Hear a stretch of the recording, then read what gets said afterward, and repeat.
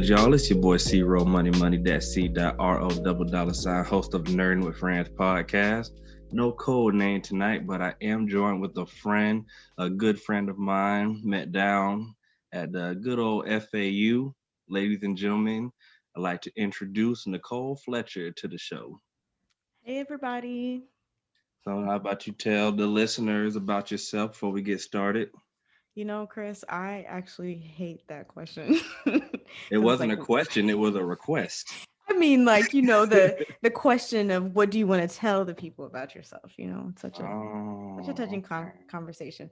But I don't know. I'm a really good friend and I currently work in social work and it's not where I want to be right now in this climate, but luckily I have good friends such as Chris who are doing things that, I admire and I aspire to do. So, thank you for Yeah, having of course. And me. when Nicole gets her podcast up and running, I hope to also be a guest. Of course. But as she alluded to, these are some crazy times we are in.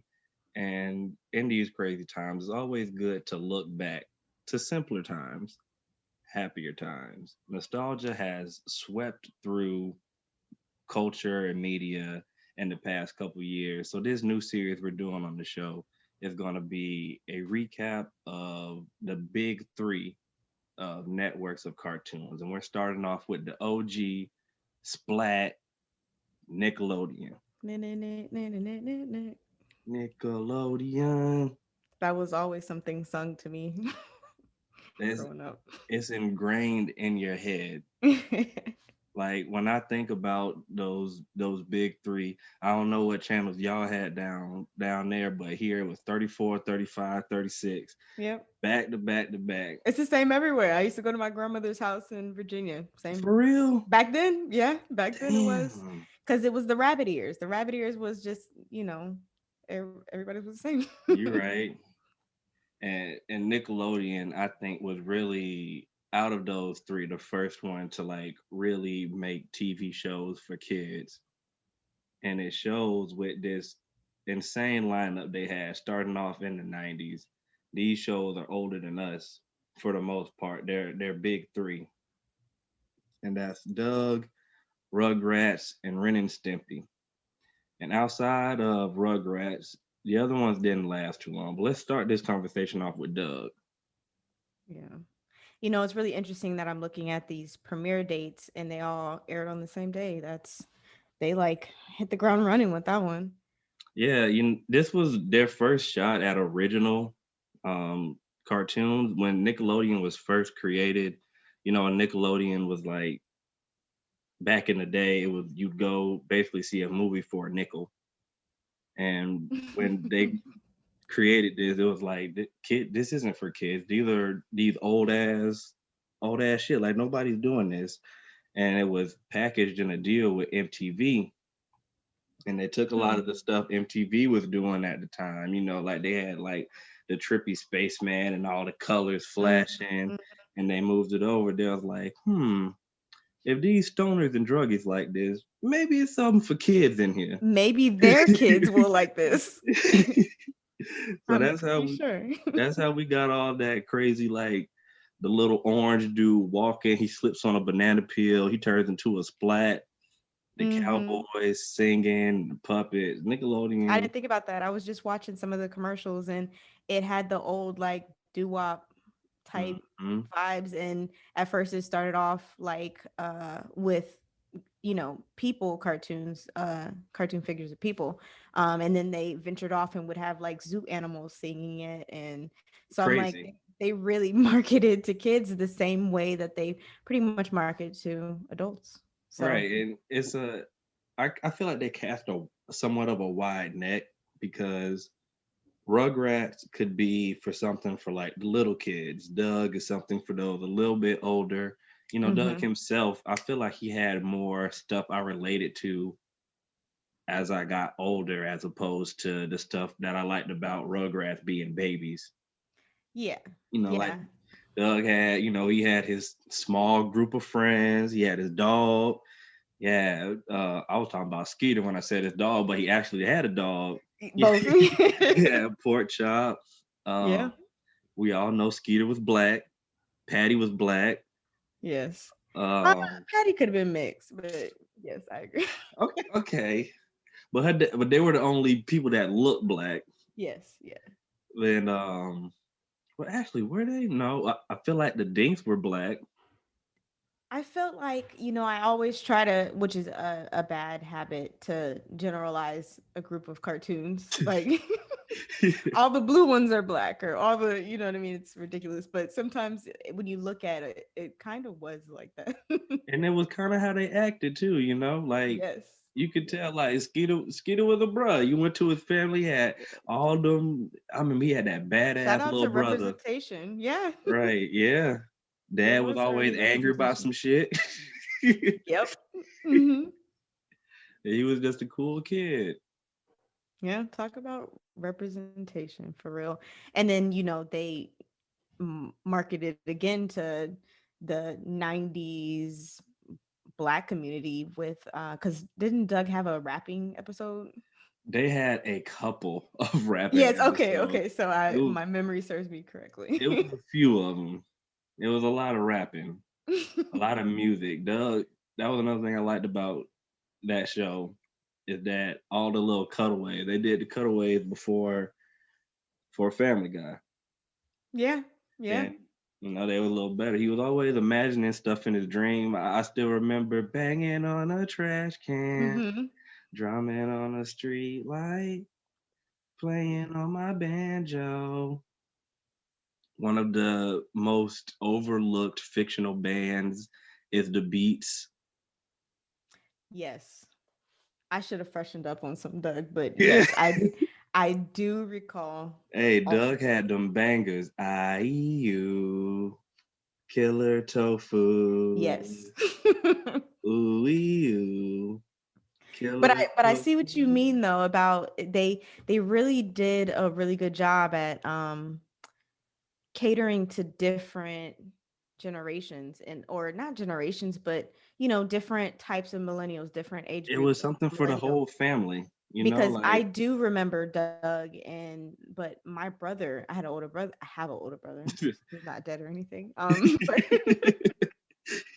he used to watch a lot of Doug, and my more focus was to Rugrats. And you just reminded me too, when we were talking for the show, that what we were just an age older than a year older than the Rugrats, so that makes sense. And I was just gonna say, I really attached to Rugrats because it was like I could understand this language.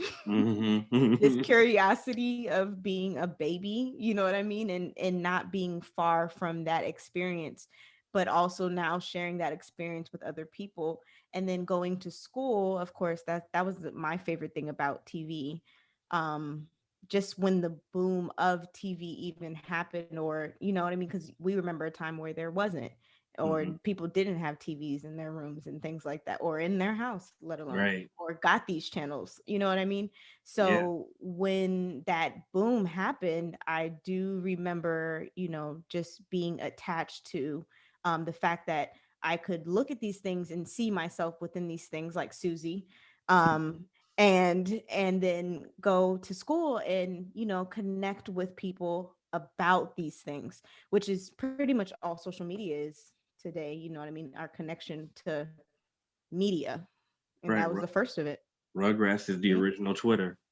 Meet Hmm. up. Did you see this? I'm being on the Hmm. friends with premieres and stuff. Hmm. That's another thing. When you got older, it turned into Dave Chappelle, but Hey, say that another for another story. episode. Is just to highlight what I liked about Rugrats was the specials. They Yes. really, they really like hit on everything. They had a Kwanzaa episode. They had a Hanukkah episode.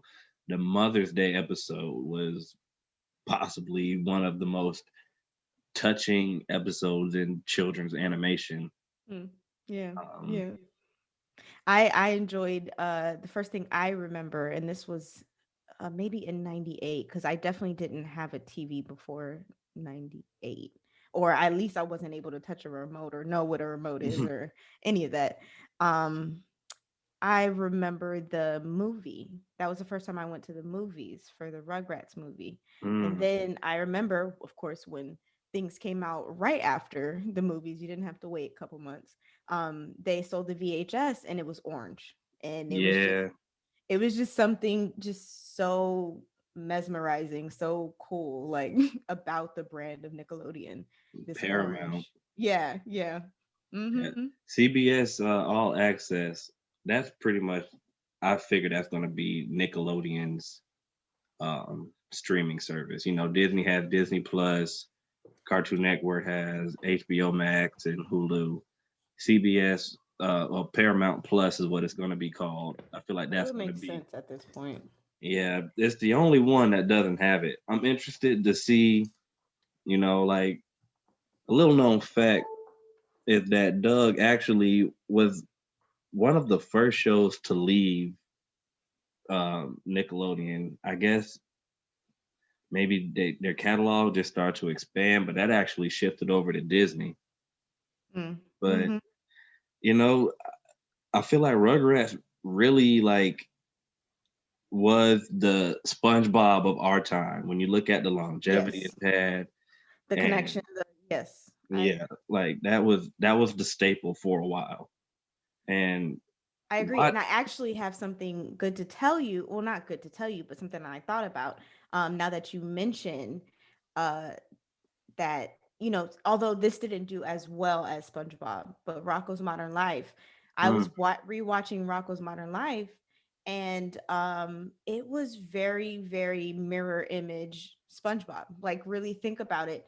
Heifer and Patrick, their similarities, and the way that they live in this neighborhood, and the way that the kind of the house is a little bit, and the fact that Gary, and he had the dog, and just that he was this effeminate male. Spunky. Yeah, yeah, Spunky and Gary, and yeah, but Oh him and yeah, SpongeBob, Rocco Rocco and being kind of like SpongeBob, sort of this very beta. metrosexual, very Yeah, yeah, kind of just I'm just doing my job, I'm just yeah. You're getting not through really sure life. what they like, yeah, but it doesn't matter because it's still a pivotal character that you're able to connect with. But I will say, at least Rocco like went on dates. He showed an attraction to women. SpongeBob didn't. Never ever, No, never that's not ever. true. He didn't he take Pearl to the prom? Okay, okay, okay. Because Mr. Krabs was like, "Why don't you go with SpongeBob?"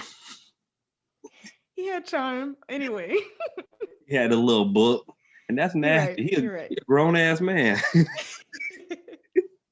He took her to prom. Damn, how old is Pearl? Pearl I don't mean, he actually. did when he first met Sandy. Okay, we're getting off topic because I just love SpongeBob. But Hey, when he first they was none but friends. He just when wanted to he be her first friend. when he My first boy, met Sandy, he my was boy trying to Rocco impress was out her. here on dates with other wallabies. You don't remember that girl? He had a love interest. Rocco had a love interest. My dog, what was his name? Gilbert the turtle. Yes. My dog had little mutant babies with the cat with the hook hand. Yeah, that was a good show. I don't think Rocco Modern Life got the respect it earned. It only ran for like 3 years too, but I think it Yeah. got a big following afterwards. We like That look wasn't one back of the at ones the that went to nostalgia MTV feel. too? I don't think so. Or You, okay. you keep mentioning MTV, so we're gonna have to address the elephant in the room of Ren and Stimpy. Oh, yes. We did kind of skip over Ren and Stimpy, and I shouldn't have because I feel It, like I was a wild show. Here's my relationship with Ren and Stimpy. Like I said, those first three shows, Doug, Rugrats, Ren and Stimpy, it went from the little kids of Rugrats, older kids and Doug, and adults got Ren and Stimpy. That's how I looked at it. And when I say adults, I'm thinking more older high school because yeah, yeah. Now that I because think about that, you mention it, yes. yeah, because any adult watching this, there's something wrong with them, especially if they don't have kids. But if they do have kids, it's even worse because this show was very raunchy. And when that went Yes. to what was it? When it went to Spike TV, remember Spike? I do remember Spike. Yeah, I When do it remember watching Ren and Stimpy and feeling like I'm not supposed to be watching this, but I'm gonna when watch it. when it made it to Spike TV in the early 2000s, It got and bad. they let it be what it was meant to be. And I remember watching it like, oh, I remember this when I was little, Ren and Stimpy. And then I remember the scene specifically because they used to live in like a guy's nose. That they lived in a homeless man or something like that. That was already creepy enough. And I remember Ren was in bed and he was trying to look sexy. And Stimpy looked at him and he like changed into like this shirtless man with like a tool belt. And they like hopped I in the make bed and you could just see the bed moving. And I was like, what? what what am I watching? That was the first time I felt my childhood. That is the first time, exactly what you just said when I just got a little bit older. Because I remember being in elementary school, again, a little off topic, but um, I would go home and watch, Mad TV.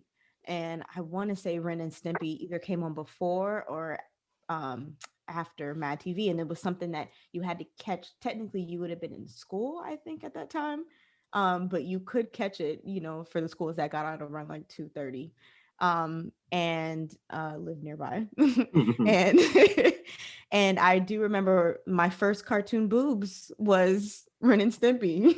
Damn, they had cartoon titties on there. There was an episode, yes. Damn, There was an episode.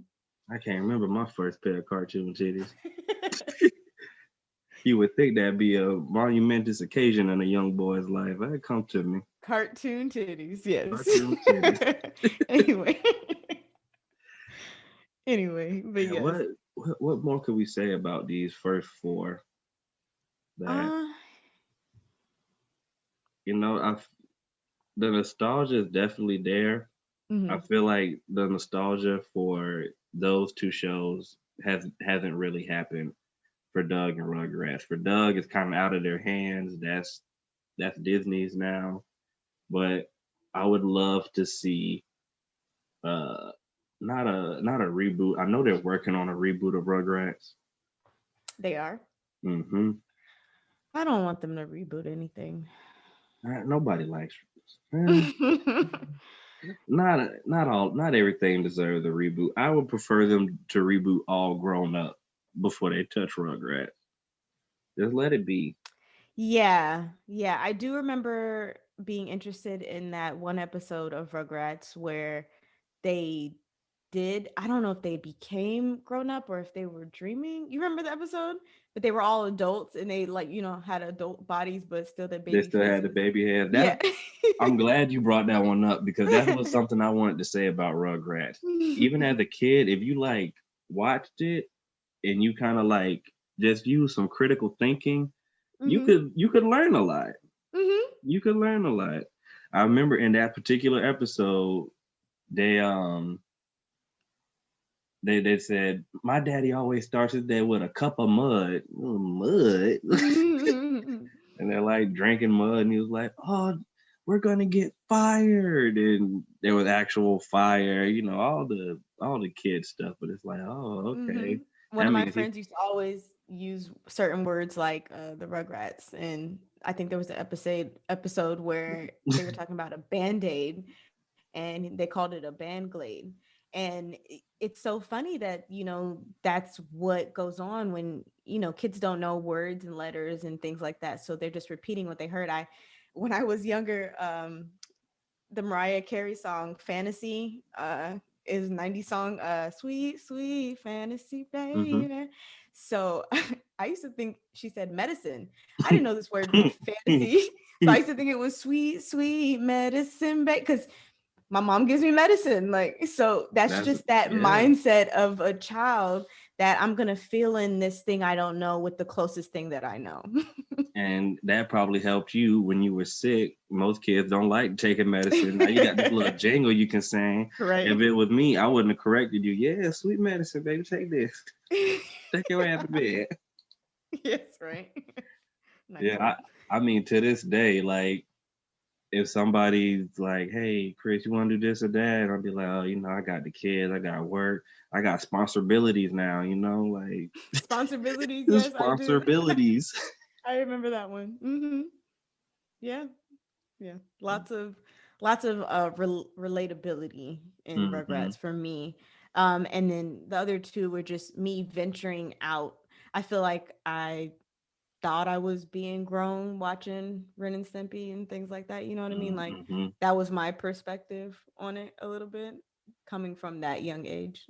Now let's like Doug was a good show, but I feel like it was made for lessons and it kind of had like to teach you more than to entertain because Doug had some good lessons. A lot of stuff about self confidence and admitting when you do stuff wrong and just the stuff that kids do growing up. There wasn't any real fanciful element to it aside Mm. from different colored people and Pork Chop being one of the best cartoon dogs out there. I think one of my favorite specials was when the rich girl, I think her name BB Bluff, she Mm-hmm. was skating on the ice and Pork Chop saved her because the ice was about to break and she had everybody thinking that Pork Chop attacked her and they had Pork Chop muzzled up and all this stuff and trying to put the dog in jail. Mm-hmm. And Doug, he had his three personalities, not personalities, but he had his three little alter egos he would like go to. He had Quail Man, like the Superman knockoff. He had his spy persona, Doug Funny, and then he had another one, like Indiana Jones knockoff. And they all came up with these crazy ideas of like, I'm gonna break in and I'm gonna save them, and I'm gonna, be a spy and do all this stuff. And then Doug was like, you know what? I'm gonna handle this myself. And then he like showed up in court and he pled his case. He got them to go out there and show that the ice was about to break. And I was like, damn, he did that himself, not one of these crazy personas in his head, but it showed him like, growing up, maturing. Like this is the real world. I'm gonna lose my dog if I don't, stop playing around. Hmm. Good take on that. Hmm. Good show, y'all. It's on Hulu. Probably gonna be on CBS Plus, Paramount Plus if it's not already. It's already on CBS All Access, so I'm sure they're gonna make that pivot. There you go. Mm-hmm. All right, let's move on to these next. Ooh, they had a nice Yeah, little I'm run ready. after here. I'm ready. I used to Yeah, love All Real that Monsters. was my That shit, was man. that was okay. I was coherent with what this cartoon thing was. I'm like, oh Hmm. yes, yes, we're here. We're on this ride. These are some cartoons that are just off the wall because I was raised in a pretty free household in a sense of creativity in the mind and comedy and tons of things. The list goes on, and I'm thankful for that. And these next ones just broke out that Pandora's box of Hmm. my addictions to cartoons and the creativity and the beauty that actually is in cartoons and the connection that, us millennials have with these cartoons. Yeah, this next lineup is really kind of like their golden age because this was when you could sit down and you can watch the cartoons, like you could just watch these through. And All Mm-hmm. Real Monster, that's a good first one to go to. You had the running gag in the middle, the opening credits. The teacher would always yell something different. You kind of Mm-hmm. knew what you were getting into. Melblina, oh, Ickis. Ickis. Mm-hmm. Oh, what was the one who had to hold his eyes? Oh no. I can't remember his name. No, no. Oh, don't make me look it up. Yeah. I just remember watching that and Crumb. mm, Why did I not know that? Crumb. just knowing that this was so different and had no plot, had no it did, each episode did, there, of course, these swamp monsters are, in a sense, how much of them are imaginary, how much of them are actually real, you know what I mean, in the mind of a child. And I was watching the first couple episodes. It was actually interesting what they did with it. They played with them in a sense that you didn't know what character you were following at first, whether you were following these swamp monsters or whether you were following the kid who was seeing and switching the life, with Ickis, right, in that Mm-hmm. first episode. And they actually did that for two more episodes after that. So um maybe they were just, that's just the way pilots ran, and they ran with whatever, which one worked better. But that was just so interesting for me to look back on and see and notice that, why was I watching this, and did I remember about this part? But who people might have gravitated more to the little boy, and some people made it gravitated more to the monsters. And actually, I felt, not to dig too much into racial innuendos in cartoons, but I'm sure that's probably why I attached to the one that was kind of, you know, the bad. You know what I'm trying to say? I don't know what words to even use in this case, but the difference between following this white character or these monsters. I, I That's the get best what way you're I can put saying. that. And they kind of Could be an over analyzing thought, but no, I like it. It's like who are the real monsters? Is it the hmm monsters or is it these humans? Like if you realize and like it's a like, lot of the people real that scared, monsters, like yes. who are the real both monsters? both are scared of each other. Both Yeah. don't want to be seen by each other. And I'm gonna throw this out. The people who created our real monsters might need their check from Disney. Was it? Monsters Inc. and Monsters University. I would say they're different. Having monsters scare people and having the scares power That's them. not because what year did Nightmare Before Christmas come out? And stories of the boogeyman, and you'd have to really trace that back. I don't think But using the as like scaring as the like rites of passage. no, they used it to like power them. Like if they didn't like that's why they scared people. That's why they had like this whole school set up. You're right. Okay, I didn't think about that. You're right. Like You're right. this I was forgot about the professor. this was one of the later like this show was pretty dark too. Like one of It the is, and which is probably another reason why I liked it. one of the later episodes revealed that the reason that they scare people is to live. And there was like this big pit, and the only person that knew about it was the professor.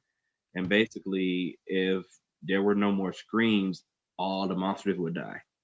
Yeah, yeah, So and it's they did take that. Yeah, yeah, I follow. like it's even like it's one thing to like at Monsters Inc. They were like, oh, we're not gonna have a power source. Oh, let's change it to laughs. And and our real monsters, they would die. Like that's how they live. They would die. Yeah, when you put it like that.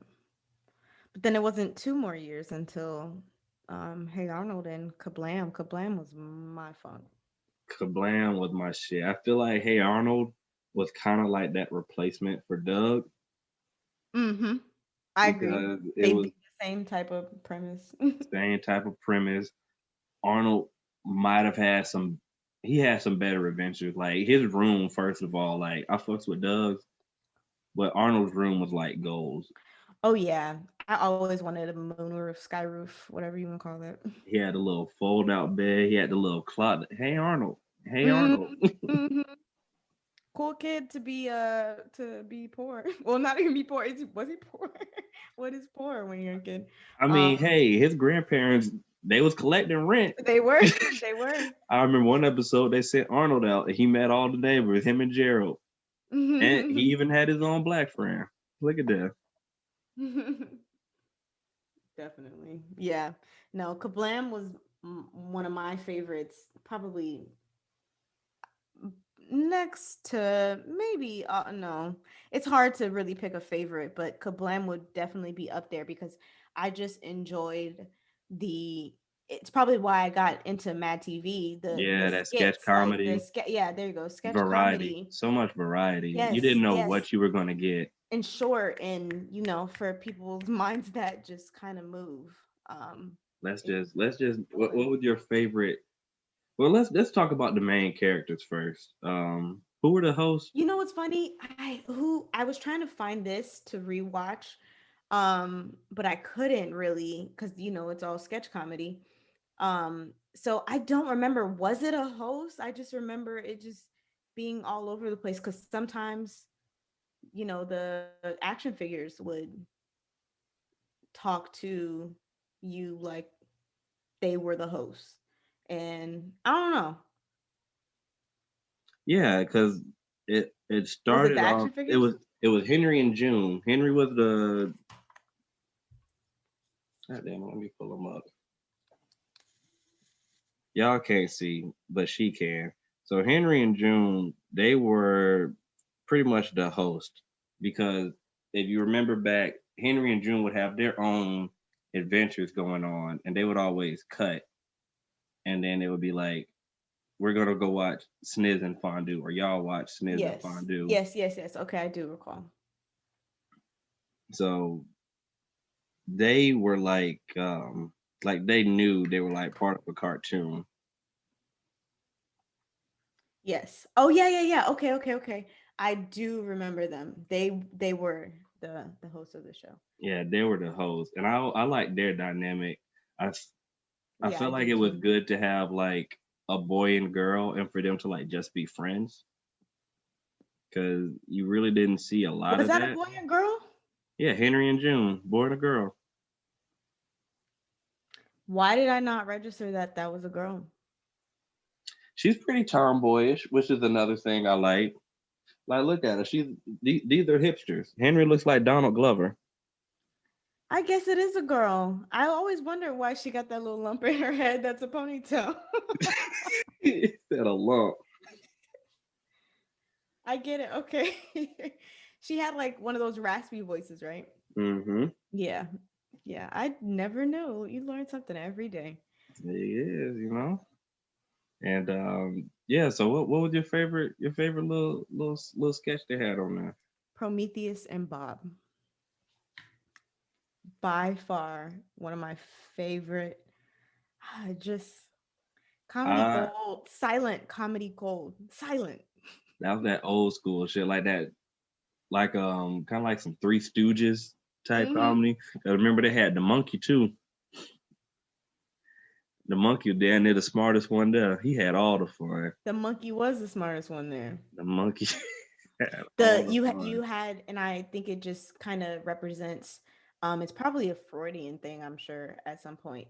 But the alien was this overthinking being over because Earth is much more simple. So it makes me wonder the argument of where did humans come from too. Another conversation. Mm. Um, and if we were derived from monkeys, but why would it be a dumbing down? Because technically, animals are the most naturally intelligent. Like I'm talking about instinctually, like connected to the earth, and we technically aren't. So of course we are the dumb ones in a sense, and the cavemen. I And feel then like there you was have a that overthinking, that alien. I feel like there was an episode where Prometheus tried to like evolve Bob and he ended up evolving the monkey. I might It be making that up, but I feel like I remember that. sounds familiar. Like Prometheus and Bob, they could have had their own show. I feel like that was a missed opportunity. Like Hmm. even without them talking, and that was just like even a different type of animation. That was another thing I liked about KaBlam. It's like they only had like one or two shows that was really like a cartoon. Everything else was like some type of live action or stop motion. Like Prometheus and Bob, that was stop motion. They had like the clay figures and stuff. Yeah, I was just thinking claymation. Hmm. Mhm. I think my favorite one was Action League now, just because of my love for superheroes. And I remember watching the show like, okay, this is the day they're going to be actual heroes and they're going to get something done. And they was just very bad at their jobs, but I I still love liked it. I loved the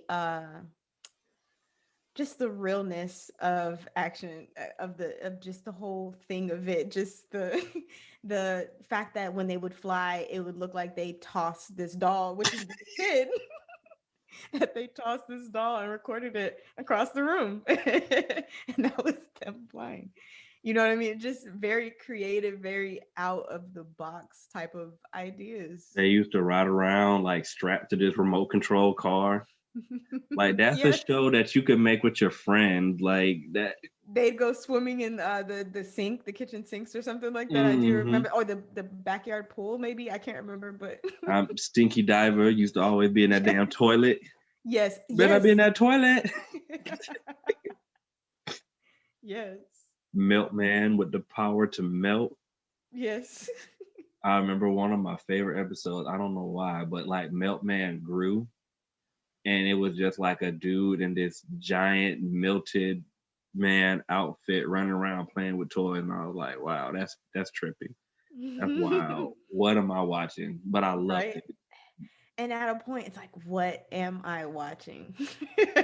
And did you notice that the villain was the mayor? No. The villain was the mayor.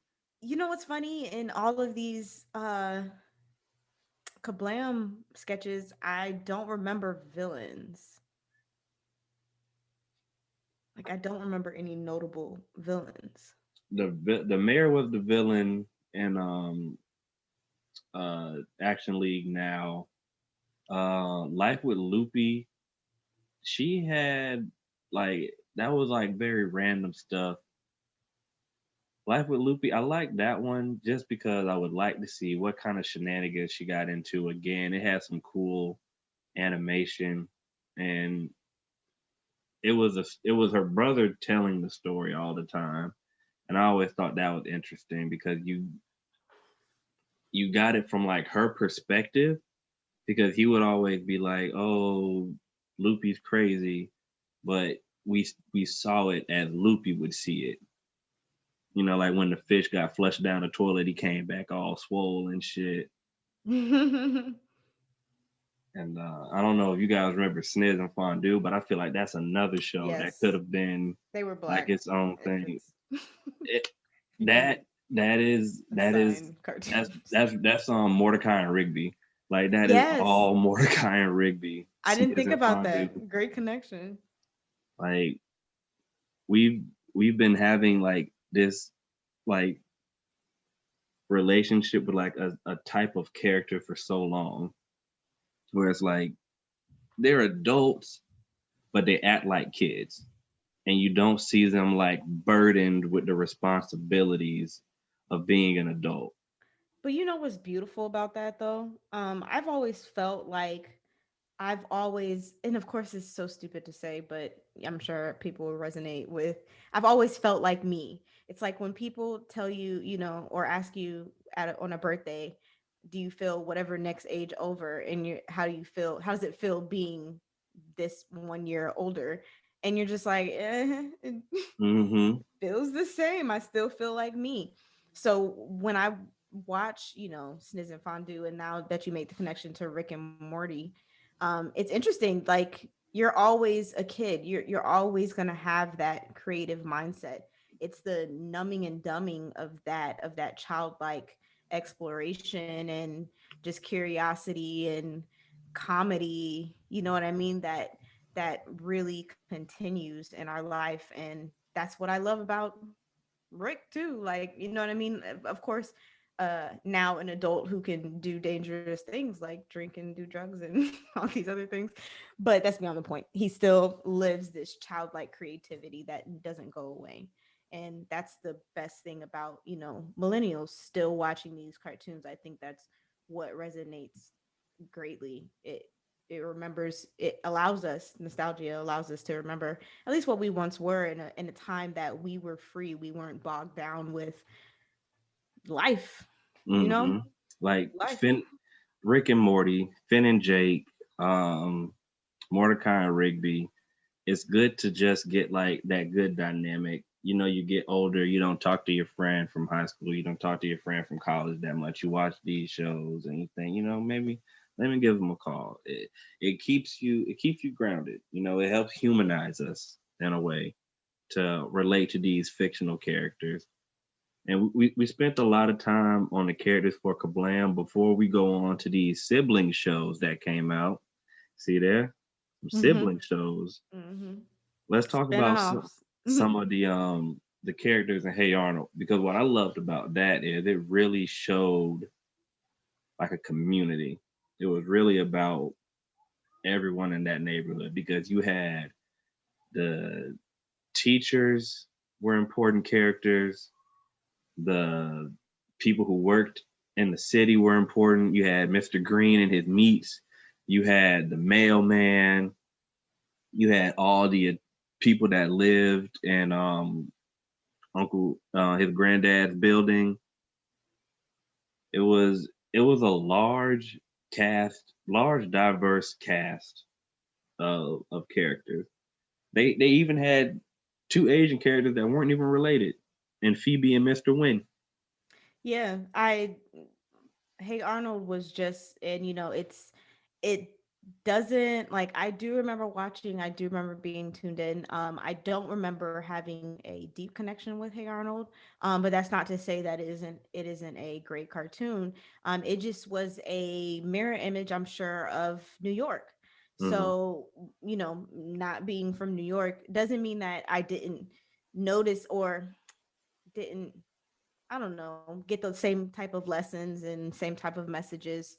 Um, but that, like you said, having this many characters, you know what I mean? I resonated more with shows that, another one on our list that we'll talk about later, Angry Beavers, Mm. it was just me and my brother. So I loved these two main character type of shows. You know what I mean? And Hey Arnold was great. I'm not saying it's bad. I think I probably was picked on a lot because I had a unibrow and I was called Helga for tacky. Maybe I'm being salty. But no, I did enjoy Hey Arnold for the most part. It just wasn't a big part of. Understandable, Hmm. but it's another one that got pulled on those nostalgia strings. We got a Of movie a couple course, years ago. of course. I still haven't watched it just because I just, I don't know. I kind of like the mystery. I kind of like the mystery. But moving on to these next two shows, we got a pair of shows about some brothers, Angry Beavers and CatDog. Yes. It's funny about CatDog too. I didn't realize it came out in 98. I do remember being like, what is this? Like, I think I was at a limit of cartoons because it's just a new thing. It's like a overload of all I these things didn't that just happened. I didn't think it was a real show. Yeah. I was like, Nickelodeon's just playing. Like, this is like a bump, because they were orange and shit too. So I'm Yeah. like, oh, this isn't real. And then, But I will say one day it clicked. One hey, day it clicked and it was a pretty good show. and like you look at these two shows, and they're shows about brothers, Mhm. shows about siblings, and the two are so similar and so different. Like, it's four type of people, but each one has their opposite. Mhm. Like, Norb was cool, calm, collected for the most of the time. And then you Daggett. had Daggett. That's like Sean and Marlon Wayans to me. Yes, which is probably why I really like it. Because Daggett used to be spazzing, bro, all the Yes. time. And I thought that type of comedy was hilarious. That was honestly, Daggett was probably the first time I seen that type of comedy, that type of just screaming and it being hilarious. Like He did. all you're doing is screaming and it's so funny. That was the first time I'd ever seen that. And I'm sure I've attached onto it, which is why I like Marlon Wayne so much. Just that screaming is hilarious. Even them. Even that show had like a nice cast. Norbert had an on again, off again girlfriend. They had this cool ass bear they used to hang out with. Yes, yes, Um, they had Stump, who was just a stump with a face. yes. It just showed up. Come on, Stump. Yes, And they yeah, then you had CatDog, also opposites but similar. but stuck together. Right. I was like, okay, this is a Uh, little interesting. Okay, I'm listening, Nick. And I think I had just moved to Florida from Texas, and I remember we had to give up our dog, and I mm, do remember having an attachment to dog. Like I was like, this is like just a mm, dope character. nerf nerf. Yeah, just a dope free, and it's right on the head. The way that this comedy becomes relatable because they're so close to a cat and dog, and Hmm. yeah, I mean, I didn't have pets growing up, so this is how I looked at it, and I was like, oh, it didn't click to me like cat acted like a cat and dog acted like a dog mm-hmm. until I put together why Winslow was a rat. I was Yes. like, okay, Winslow, a sneaky little motherfucker. You can't really trust Yes. Winslow. He's there, free rent. Well, I Come, mean, I think they paid him a little bit, or did he collect rent? listen. If you live in a bone and a fish, what the hell a rat gonna be doing? Hey, there were some episodes about rent. They definitely pushed rent in a lot of different like Angry Beavers too. They talked about rent They, being like I think that was the first time I had. you should. They built their house in Angry Beavers. Remember that was the whole point of the pilot. Are you sure? Because I do remember them arguing over in an episode about rent. Am I don't know. I know they built their house because in the Because pilot I remember they episode, had to go back to their mom's house one episode. did the house break? The house might have Oh, broke maybe that's what happened. Okay. because they got kicked out the house the first episode. Because remember they had the little Yeah. sisters were born, and they Yeah, was you're like, right. y'all gotta get the fuck up out of here." Yeah. Yeah. I just remember, yeah, them having to go back to their mom's house. Hmm. I Speaking of parents, Cat Dog, that special when you met their parents, that one, don't recall that one. I'm that sure one I've was seen it.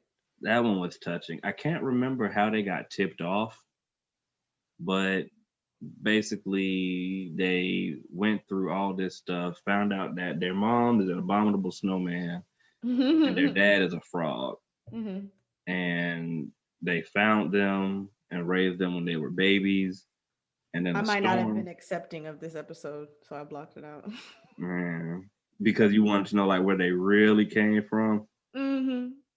It's like you brought like they still never explained how Cat Dog went to the bathroom. That was like a running joke. Yeah. I'm like, I need to know these things. These things aren't adding up, and you're messing with my childlike mind. And I remember one episode that really fucked me up. They put out because they wanted to do a family reunion, and these con men showed up pretending to be a cat dog. And then at the end, you found out that it wasn't cat dog, and they were all hurt. Like maybe we'll never find any family like this, but we have each other. And at the end of that episode, a bus pulled up full of cat dogs, and it was like, oh, I guess they're not having it this year, and it drove away. I'm like, bro, y'all can't do that. Like that's not funny. That's life. I wanted to see more cat dogs. I wanted that for them. That's life. But sometimes it's not about fitting in. It's about standing out. It's not, and that's why I really like that episode where they found their parents because it might not have been where they came from, but they raised them, they loved them when they went missing. Like they searched everywhere for them. Like that's what being a parent is, like the blood of the covenant is thicker than the water of the womb.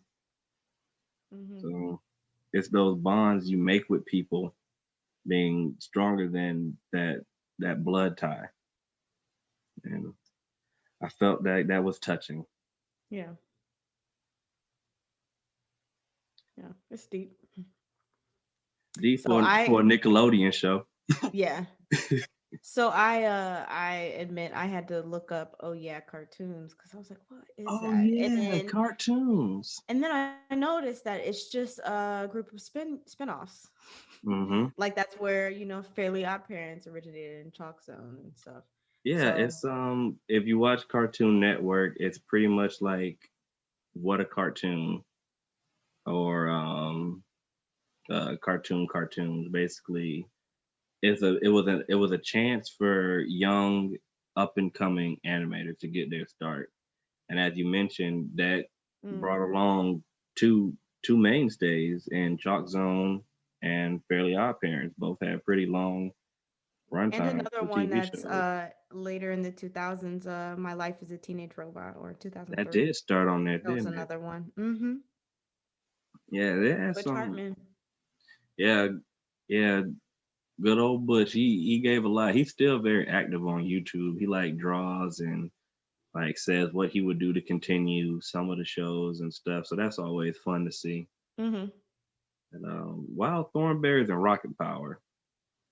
I feel like those two. I remember them for two very different reasons. I feel like if you were a kid, you kind of fell into one or the other.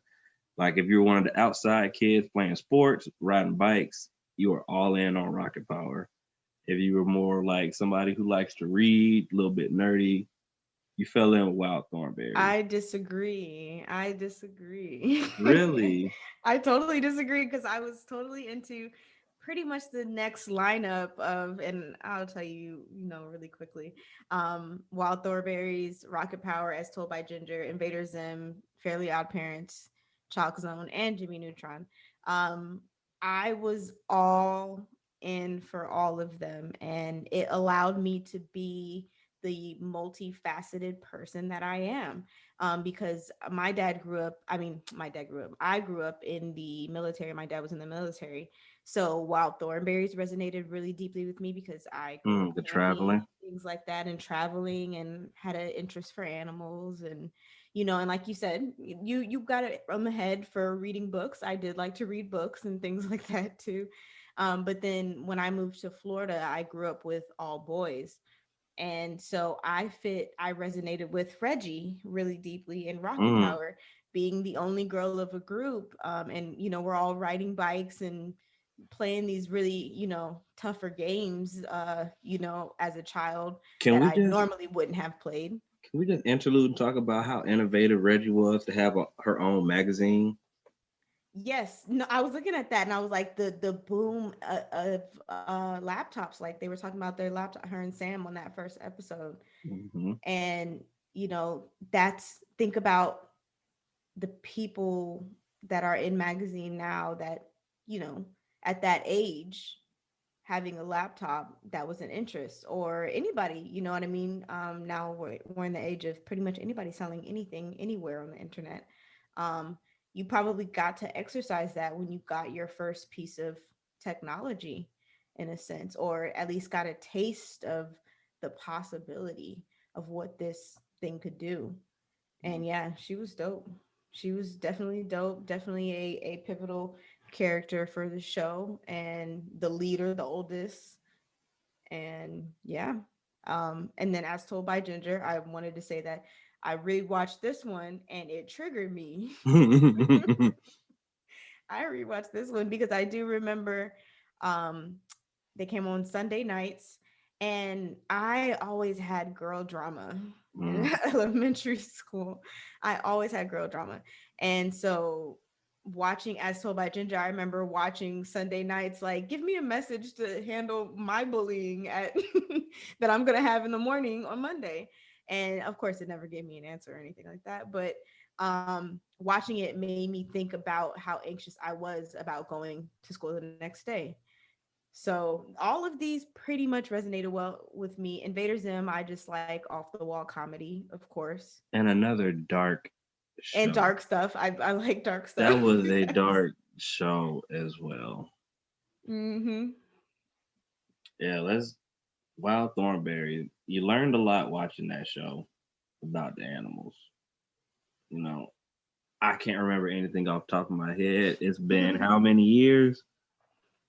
Whew. 98.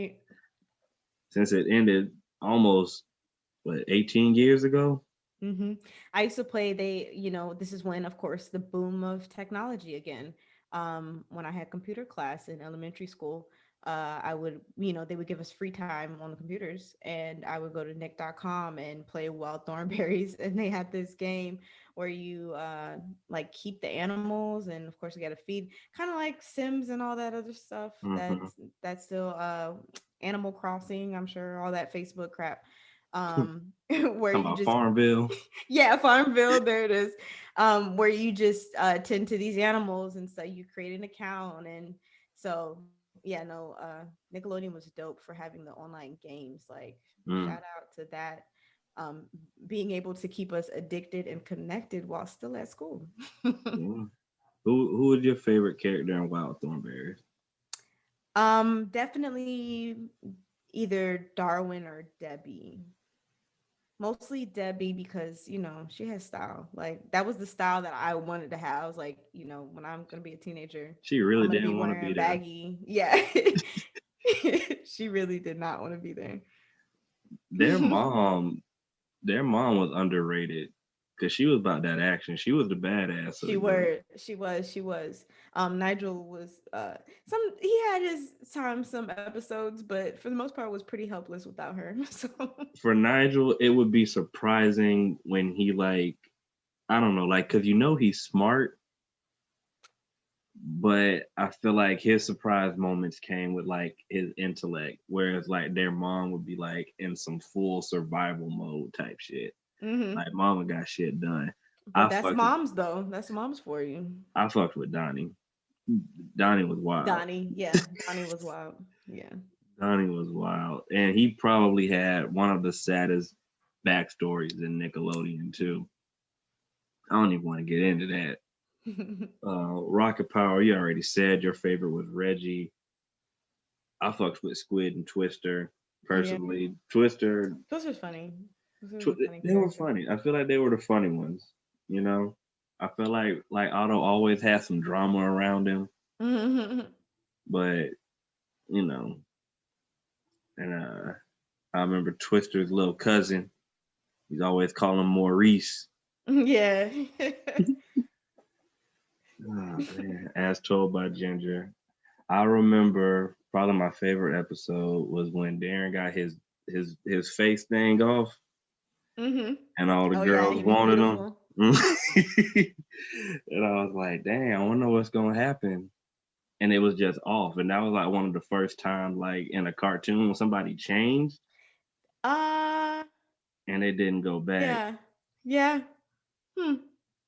Interesting. And I was like, So like his teeth gonna get fucked up again? Or is Right, it right, like, right. oh like, oh Well, no, it this nigga's depends if you pretty. got the inner retainer, the one that goes inside. Mm. And I Mm. would compare that to like I had the same feeling with different network, but in Sister Sister when Roger when girls started thinking Roger was cute. Mm-hmm. And it's like, oh, back then it didn't want him, now I got all on him. Mm-hmm. Where it kind of started. Steve Urkel too. Or Yeah. Stefan. Yeah. Stefan. But yeah. Um, but yeah, I had neighbors that reminded me of Ginger and Carl. Literally spot on. Like, so I resonated with it because I was like, these people really do exist. These out off the wall, little white boys exist. And their mom was a good ass mom too.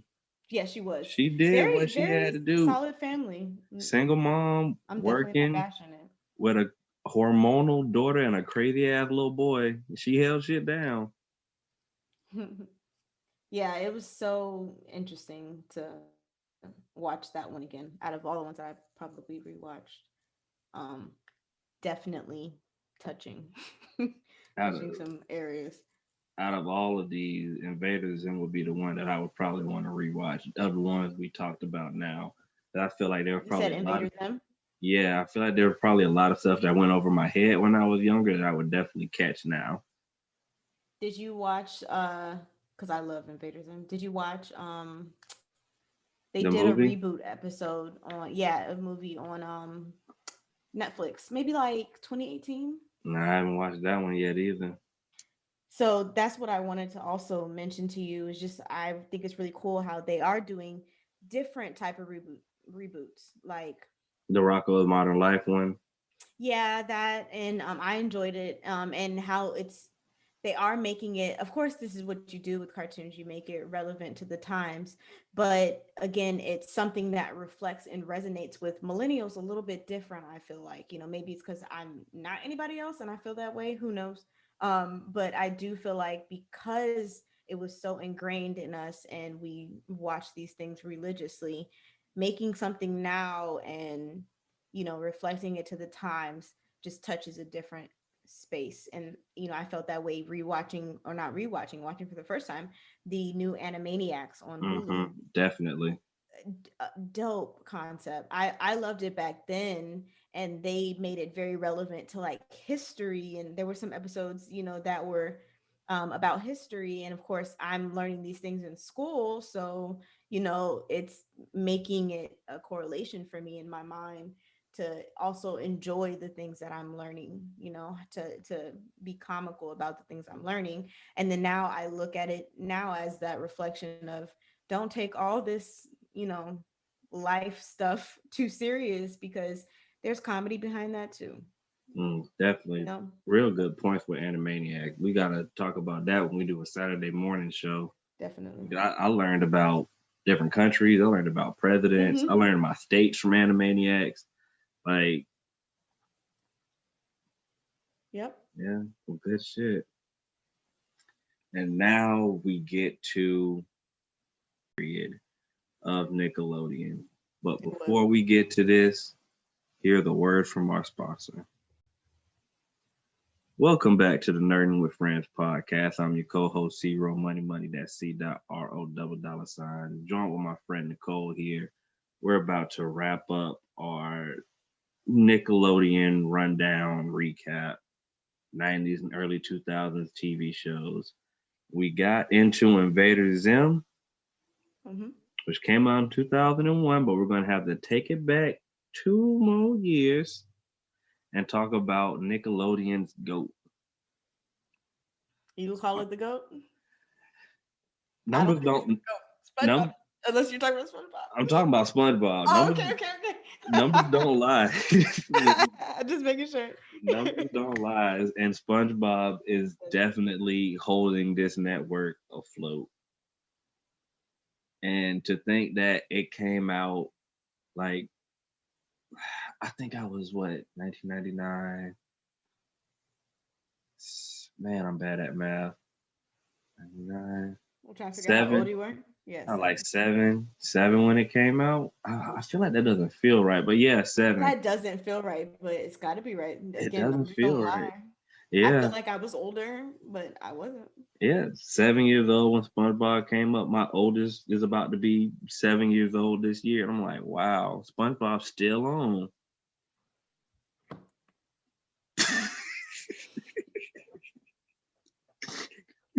For your listeners, I had to snatch my phone up real quick because that doesn't feel right. Of Yeah. course, I need to stop going on Wikipedia. That would be step one. Yeah, I want to say what May 1999. I remember it was a big thing. It might have came Yeah, out in two. 1999, May 1st, 1999. Oh, there we go. Yeah, that was a big deal. I remember the first episode when he was I do remember the first episode like it was yesterday. blowing them bubbles. Mm. Mm-mm. Oh no, that was a part of it. Remember, it was him working at the Krusty Oh, Krab. yes, yes, yes. There was like 3 of them on that first Mm-hmm. episode, right? There was a Krusty Krab. It was blowing the bubbles, It was and a I think leaf the blower. last one. No, I don't think so. I thought the last one was him meeting Sandy. I always remember that. When in doubt, pinky out. Remember Patrick? Patrick wasn't always so stupid, or at least he SpongeBob didn't think he was stupid. No, SpongeBob I'm right. used The first episode was the leaf we're blower. both right. Help wanted, reef blowers, and tea at the tree dome. The bubble stand and ripped pants was the second episode. Oh, the bubble stand was the second one. Okay. Yeah, that Yeah. first one, like, Yeah, and that's no. Patrick was just real practical information, just dumbed down, but it was not it, somewhat philosophical at times, but also just very air-minded. and I feel like that kind of reflected in his personality. Like he lived under a rock. He was very simplistic, especially living next to Squidward and SpongeBob, who have these luxurious homes, In relation, yeah, definitely. and they live by themselves. Like they don't need all this. Hmm. Patrick's like, hey, give me a rock, All I need is a rock. bed, lamp, straight. Yeah, yeah, simple living. Um, but definitely a wonderful cartoon. Like I said, uh, everybody, Chris didn't necessarily agree with me, but there is a lesson in every single SpongeBob episode. All right, what's the lesson in the leaf blower episode? Oh my gosh, let's not get started. Okay. So, I mean, first of all, it's so I'm sure there's a word for it in like cinematic terms or whatever, but when it's just very relatable about, like, I don't know, I remember being young and learning to clean something for the first time and making all these mistakes, and you know what I mean, and fighting these machines, and in a sense that this machine's going to do it at once, and then these leaves are also going to do whatever the fuck, well, not, yeah, my case would be raking leaves. SpongeBob's was what was it, shells or just Hmm. sand? It was the shells. Yeah, so blowing all of that, and you know what I mean, so it just was a experience in the first person. I think maybe that was the episode not having any words to it that gave it that feel. Just very, it reminded me of our, what's his name, Charlie Chaplin, or Mm, okay. you know what I mean, like silent, it was like a silent I'm sure that's not the short. first time SpongeBob's been compared to Charlie Chaplin, but Yeah, right. And just doing these, just, I don't know. That's how comedy kind of was back. You know, I Love Lucy. hmm That silent, making these mistakes and then trying to fix that mistake, and it becomes a bigger mistake. And and it's really evolved if you look from what SpongeBob started as to what it is now. Like I feel like the characters progressively got dumber. you think Like, so? yeah. But it's not like a bad dumb. It's like, I wouldn't want at the end of the day, these are all sea animals. Like they're all happy. I haven't seen anybody homeless for too long. Like they're living good lives. I don't know if Mr. Krabs like pays these people more than what a normal fry cook and cashier make. I mean, probably the cost of living is low. Yeah, I remember Squidward was about to move into. Remember he moved into that gated community. Yeah, with the quickness. And let's not talk about how dope SpongeBob house was with the library. That The episode with the jellyfish. Hey, them boys got down. There's a SpongeBob has some bangers too. When Big Larry Banger. came out just to put him down, SpongeBob turned into a clown, and no girl Mm. ever wants to dance with the fool who went and ripped Ripped his his pants. pants. I know I shouldn't murmur and I shouldn't curse, but the pain feels so much worse. Cause Cause winding winding up up with with no no one one is is a a lot lot less less fun. fun than a burn from the sun or sand in your buns. Word. Man, good Yes. times. We could spend here all we could spend the rest of the I night talking about SpongeBob. We could have did a whole He show on he SpongeBob. might deserve his own show.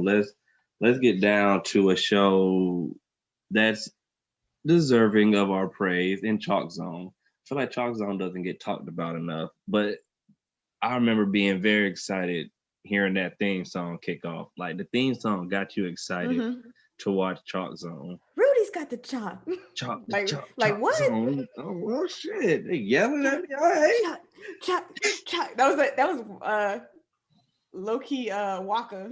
Hey, Chalk. I would love to hear him do a cover. I actually would like that. Make it happen. Waka Flocka Chalk Zone. Rudy Flocka to booty. Hey,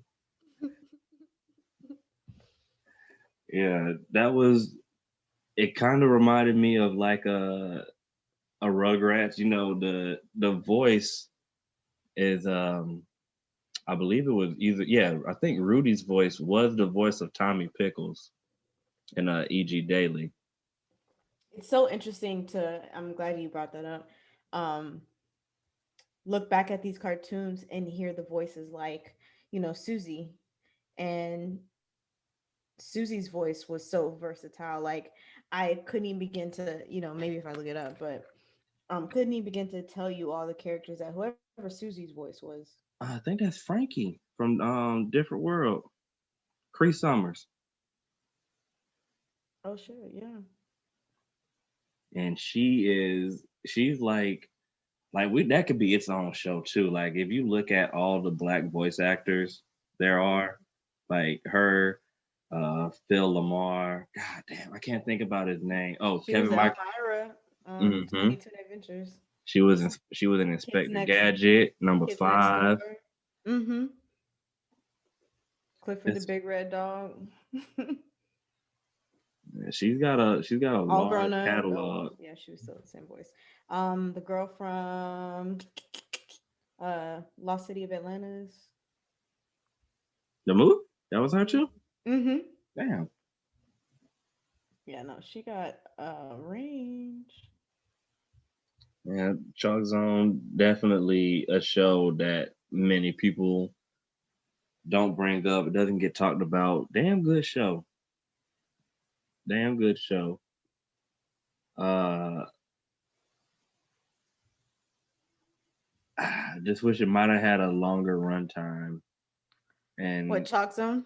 yeah, it didn't explain much, but I feel like I like that about it. There's Yeah, I was some gonna magic, just ask you what was there to explain. like the magic chalk, like It's all where about they that where they imagination. came from, man. He went in. There was a magic chalk mine inside of Chalk Zone. I don't know. It's just a good show. I don't know what else to say about it. Mm-hmm. You know what's again rewatching a lot of these. I watched the first episode of them, and for some reason, meeting these characters for the first time in the first episode, I had already felt like I knew them. And then when I ended up looking at some of the commercials, Nickelodeon did a really, really good job of getting you to get to know these characters through the commercials before the show dropped. Mm. Do you know what I'm saying? Like the Like, little bumps and stuff they did, where like they kind of break the fourth wall. yes, yes, yes, and they're drawing Nickelodeon or interacting with Nick ends, or you know what I mean, Mm-hmm. or talking to you like you said, talking to the viewer. But they did a really good job at that, and getting us, hooked on these cartoons. Definitely. And I think another great example of that would be these last two shows, Jimmy Neutron and the Fairly Odd Parents. Especially when it comes to Fairly Odd Parents. I remember Butch Hartman being on there, like we were talking about earlier, showing me how to draw Cosmo. Mm-hmm. You know, I and do remember that. I remember that's how I knew how to draw SpongeBob. One hmm of those episodes, one of those commercials. and it was just like the two shows, very different but very similar. I think they had one of the best crossovers I've ever seen growing up between those three different ones that they had.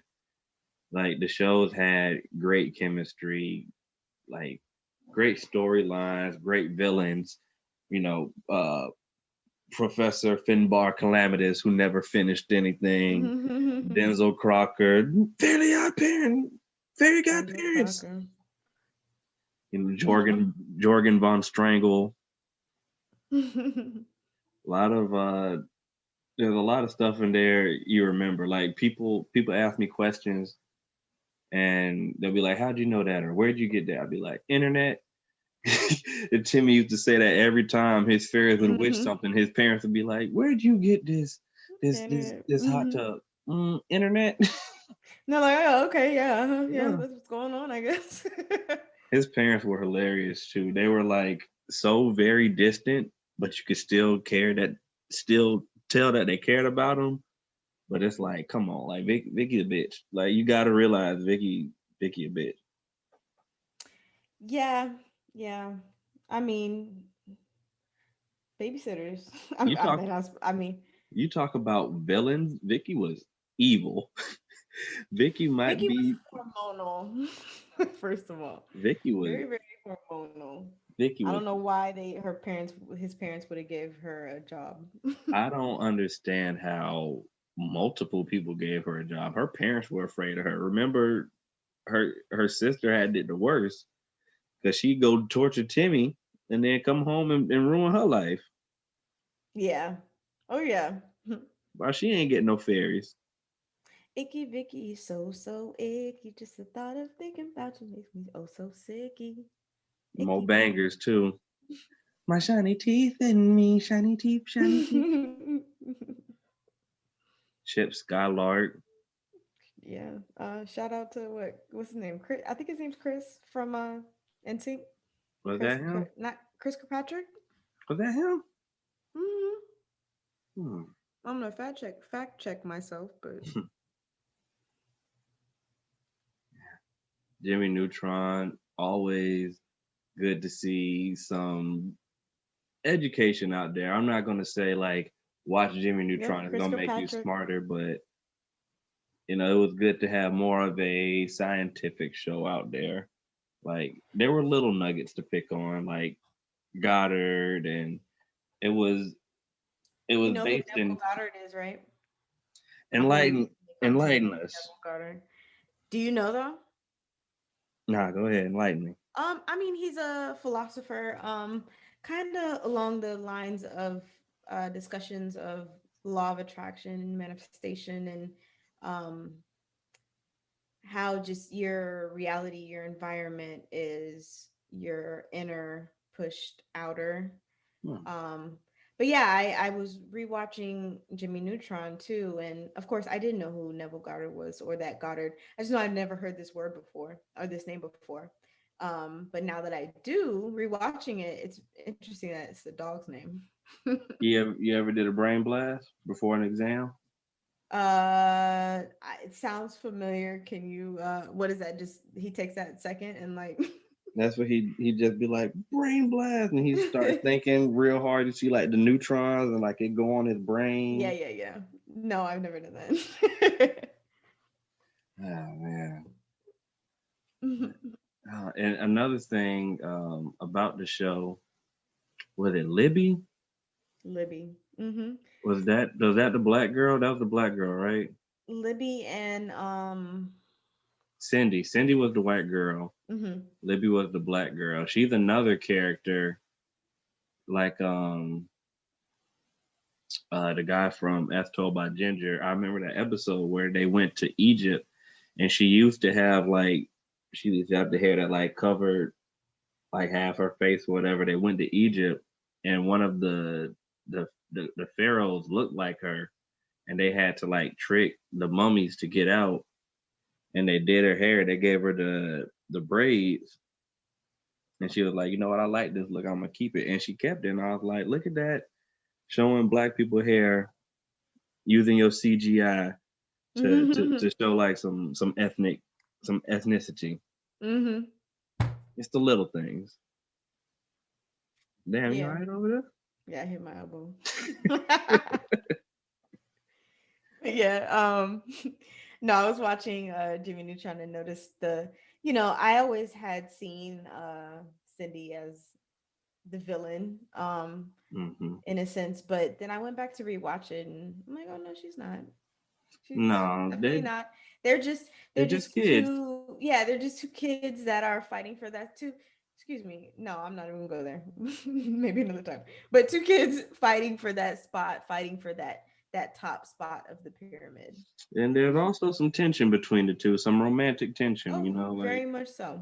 Very I much. still remember when Timmy came around, you know, my boy Jimmy was a little scared to lose his boo thing. Yeah. Hmm. Yeah, because Yeah. they had been arguing all that time. So what's up now? I'm gonna give an honorable mention to My Life as a Teenage Robot, Danny Phantom, and of course Avatar. Uh, we've already done the Avatar show. There's so much to talk about with Avatar. Would love to talk about Avatar with you because I feel like that is probably the greatest animated, original animated TV show. Like not based off a comic, not based off of a book, just original story. I think it might be the best thing to ever be created. Yeah, a lot of people are telling me, now that I'm, making my own spiritual journey, Avatar is one of those ones that will touch a little bit close to the things Oh, that I am reading about. Um, definitely. so I'm excited to dive into that. Yeah, so this has been our 90's, early 2000s recap for Nickelodeon. Stay tuned, uh, stick around. We're going to go into Disney next. That's a quite a mighty large repertoire to So dive can I into. give a wrap up? Sorry to cut you off, but I remember that I really wanted to say this and this would be a good wrap up. Um, Now that we've done Nick, and I know the other two are coming, Disney and Cartoon Network. Um, what is your prediction for the best of the best? The best of the best, the creme de la creme Creme de la creme. of Mhm. these three. Yes.